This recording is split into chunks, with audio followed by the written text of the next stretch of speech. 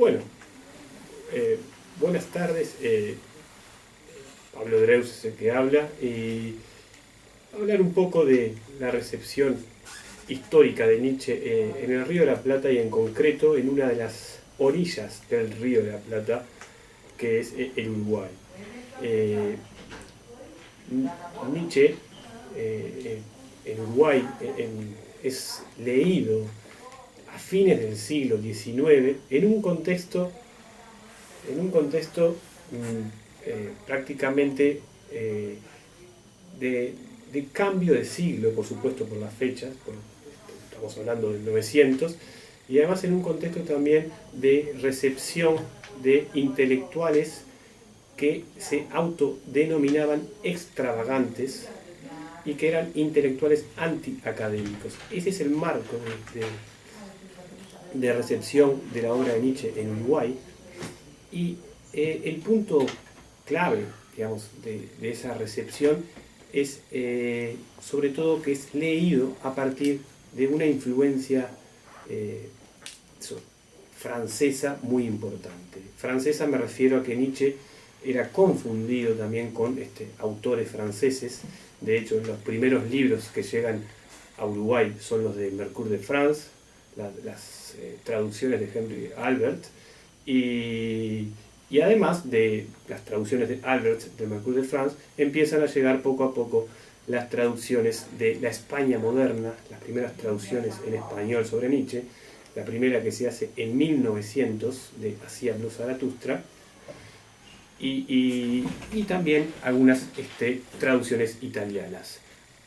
Además de eso, también empiezan a llegar comentarios críticos, comentarios sobre libros de autores franceses que empiezan a ser recepcionados y leídos en un contexto muy particular, en el sentido de que estos intelectuales uruguayos que pertenecen a la generación del 900 se oponían bruscamente a la generación de académicos intelectuales y por lo tanto utilizan a Nietzsche de una manera, como se suele decir, y que también Nietzsche lo hacía, hacen unas lecturas salvajes de la obra de Nietzsche. ¿A qué me refiero con lecturas salvajes?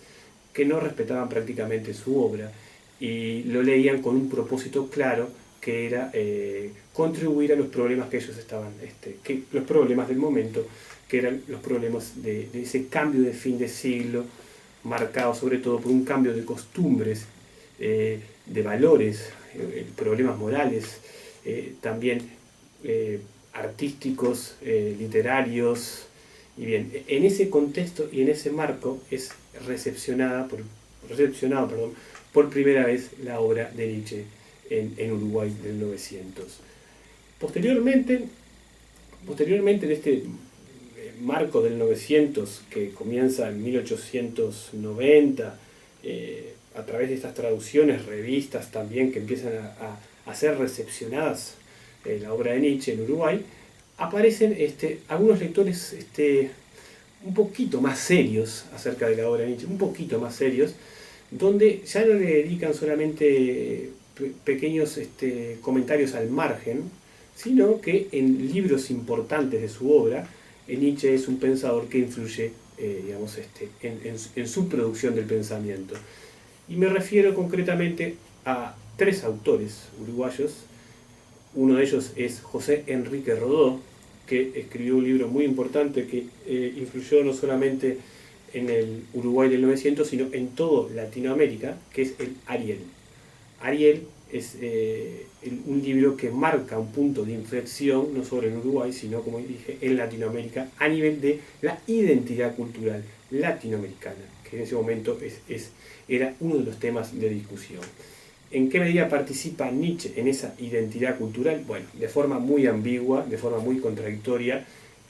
José Enrique Rodó utiliza a Nietzsche para sus propósitos, a la vez que lo utiliza para defender una idea de una individualidad fuerte, pero también le hace una crítica muy fuerte debido a la impronta cristiana, religiosa de José Enrique Rodó en ese momento. Esta lectura marcó bastante el ambiente de la época, esta lectura de José Enrique Rodó, a tal punto que tenemos una lectura contraria a la de José Enrique Rodó, otro autor uruguayo, que este es Carlos Reiles. Y Carlos Reiles, en un libro que se llama La muerte del cisne, justamente el cisne es la imagen del modernismo literario, la imagen poética de ese modernismo literario, y Carlos Reiles se ríe un poco de este modernismo literario, y curiosamente, para reírse de este modernismo literario, utiliza la figura y parte del pensamiento de Nietzsche, pero lo modifica bruscamente ese pensamiento de Nietzsche, a tal punto que identifica la voluntad de poder como voluntad de dominio, voluntad de fuerza, y por lo tanto queda una imagen de Nietzsche en esa época también, de Nietzsche como el filósofo de la fuerza, Nietzsche como el filósofo de la violencia. Bien, esa imagen no solo marcó el Uruguay de 900, sino también gran parte de lo que era Buenos Aires en esa época, y influyó muchísimo. Es decir, Nietzsche quedó marcado como el filósofo de la violencia, ¿no? Y además, si a eso le sumamos que pocos años después, en 1914, la Primera Guerra Mundial también jugó un papel muy importante en la interpretación de Nietzsche, a tal punto de que aquellos que defendían a Nietzsche eran los que defendían el papel de los alemanes. Entonces Carlos Reiles quedó atrapado en esa idea germánica que en ese momento histórico, sobre todo Uruguay y Argentina, bueno, se oponía, sobre todo porque había una oposición precisamente a Alemania en cuanto a la guerra mundial. Una tercera lectura muy importante también en ese Uruguay del 900, pero que también pertenece a estos pensadores de la generación de 900, es la de Carlos Vaz Ferreira, y tal vez es la más interesante de todas. Carlos Vaz Ferreira es un filósofo uruguayo, nacido también en 1875, muere en 1955, y es un filósofo que, si bien pertenece a esta generación del 900, que en su gran mayoría, como dije, son autodidactas, él es el único filósofo académico y el único formado en la universidad, y además trabaja en la universidad, pero también participa de esta generación del 900 a su manera. Bien, Carlos Ferreira hace varias lecturas acerca de Nietzsche, muy interesantes en esa época, porque empieza a rescatar a un Nietzsche filosófico. Es decir, Nietzsche hasta ese momento era leído como un literato, un novelista, un ensayista, un provocador, ¿no? Un provocador de pensamientos. Y en cambio Carlos Ferreira, en esa función de buscar el punto medio, como es su filosofía, precisamente de encontrar los argumentos filosóficos de los autores, hace una lectura en 1912 muy peculiar para la época, porque rescata la filosofía de Nietzsche y sostiene que Nietzsche en realidad es un pensador, es un filósofo que se anticipa a lo mejor del pensamiento de la época, de ese contexto del 900. Y me refiero a dos autores que Carlos Ferreira compara a Nietzsche con dos autores claves de esa época. Uno es William James, el pragmatismo de William James.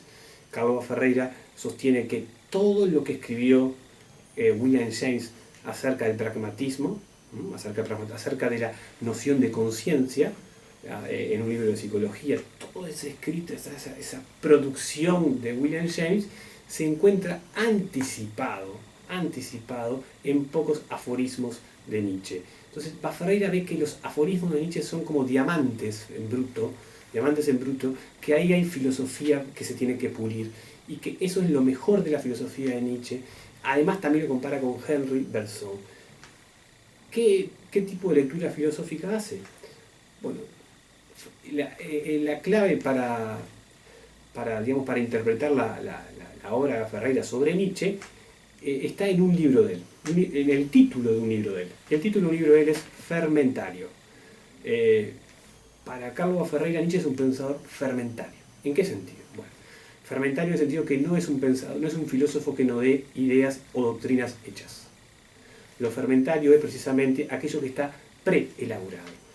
aquello que está fermentando, esas ideas que hay que elaborar. Bueno, Nietzsche, según Ferreira, es un pensador que inspira pensamientos, y que lo mejor de él, precisamente, está en esa inspiración, y no, obviamente que Carlos Ferreira también se opone a algunas ideas de Nietzsche que tiene mucho que ver con el contexto de la época, y dice que hay un Nietzsche que no hay que leer, por ejemplo, que es el Nietzsche que habla de la voluntad de poder, el Nietzsche que habla del superhombre, y hay un Nietzsche que sí hay que leer, que es el Nietzsche que se encuentra en la Gaia Ciencia y el humano demasiado humano, sobre todo en El Caminante y su sombra. En esos dos libros, Ferreira dice que se encuentra lo mejor de Nietzsche. Pero lo curioso de esto, repito, es que esta interpretación acontece en 1912.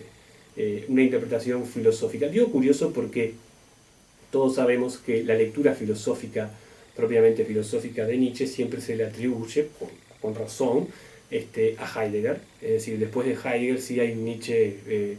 Nietzsche empieza a ser considerado como un filósofo. Y bueno, aquí en Latinoamérica, yo estoy mencionando solo uno, tenemos filósofos que mucho tiempo antes rescataron ciertas virtudes filosóficas acerca de Nietzsche. En ese contexto, y bueno, en ese contexto Nietzsche es leído como un filósofo, pero bueno, y ahí la imagen que queda de Nietzsche, luego va Ferreira, en Uruguay es Nietzsche, sí, ambiguo, ambivalente, porque Ferreira obviamente se posiciona críticamente contra algunas ideas, pero hay otras ideas que él rescata, como acabo de mencionar. Bien, esto es un poco el marco, el contexto y las ideas y las interpretaciones, las tres interpretaciones más importantes del Uruguay del 900. Entonces, para sintetizar, digo algunas ideas claves, como por ejemplo la importancia del modernismo literario en esa recepción, la importancia de la recepción francesa que influye en el Uruguay del 900, las traducciones francesas de Henry Albert, y el vocabulario también acerca de esas traducciones que influyen en esos pensadores, también las traducciones españolas, sin duda las traducciones españolas influyen mucho en la España moderna. Lo que sí no hay constancia de que estos uruguayos del 900 lo leyeran en el original, es decir, en alemán. Y sobre todo las primeras lecturas comienzan a aparecer a fines del siglo XIX. Y luego, como dije, también se da en el marco de una generación, ¿no? El concepto de generación es muy importante en la medida que Nietzsche influye, mejor dicho, incide como un marco teórico en esta generación, sobre todo porque uno de los aspectos más importantes que le importa a esta generación es el tema de la individualidad, el tema del individuo concreto, ¿no? Y sobre el individuo en una época donde el ascenso de las masas era muy importante. Y bueno, es lo que toman estos intelectuales extravagantes de Nietzsche. Bueno, no sé, ¿qué más?